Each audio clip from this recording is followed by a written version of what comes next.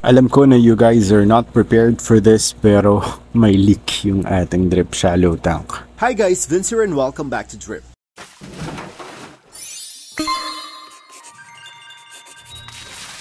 Tinanggal ko na yung mga sand tsaka yung mga dragonstone. Kailangan ko talaga kasing malaman kung nasan yung crack kung saan man. Kasi andito tayo sa gitna. Dito yung mga naglilik na tubig. So ginawa ko and inisip ko, pinunasan ko yung area na to.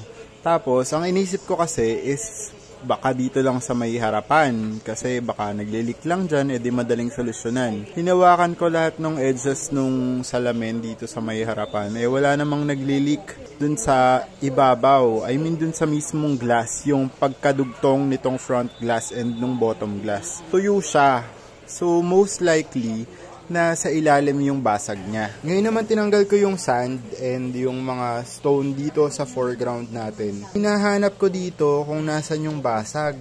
Kanina pa ako kapa ng kapa. Hindi naman ako nasusugatan. Nakikita ko yung basa dun sa may loob na yun. Pero hindi ko makita kung saan yung crack. So ang ginawa ko, sinuksok ko yung kamay ko dito sa ilalim. Wala naman akong makapa na crack. So hindi ko alam ngayon kung nasan talaga yung crack na tong shallow tank natin. Most likely kasi sa harap yung crack kasi dito lang pumupunta yung tubig. Kung sa likod kasi yung crack na tong shallow tank natin, dapat may tumutulo ring tubig dito. Wala namang tumutulong tubig So saan ba?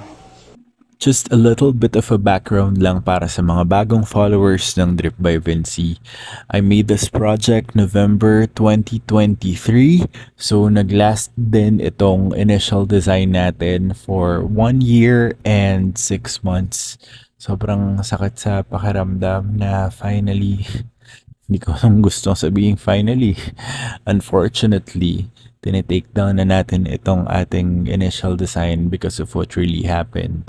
Siguro, it's about time na din para tanggalin to. Hindi lang sa kailangan natin gumawa ng bagong design, pero para na rin sa safety ng ating drip shallow tank. Hindi ko naman hahayaang magkaroon ng leak yan or pabayaan kong mag-leak. So, panahon na rin. Meron lang talagang mga bagay na darating sa atin, blessing, pero eventually mawawala din. And ito na, oras na talaga ng ating drip shallow tank. I'm really sad na ginagawa ko to, pero tama lang. Ay, ito na yung nagawa ko so far. So, ayan, binaklas ko na. Tapos, hiniwa ko dito sa may area na to. Ngayon, dito, nung tiningnan ko, nakikita ko lang yung basa. Pero hindi ko alam kung saan galing yung tubig. Wala pa rin ako nakikitang crack. Pinapa ko na lahat. Sinilip ko na lahat dito. Hindi ko alam kung saan. So, kung hindi man to crack, baka leak to. Pero saan? Gusto ko kasing gawin yung pinaka-least na paraan para ma-damage tong ating shallow tank. So, hindi ko muna binaklas yung mga gilid. Yung gitna lang yung binaklas ko. But then again, hindi ko pa rin makita yung source kung saan talaga siya nagli-leak or whatever. Pero I'm definitely sure na dito sa gitna. So, tingnan natin kung saan tayo dadalhin itong ating pagbabaklas dito sa ating drip shallow tank.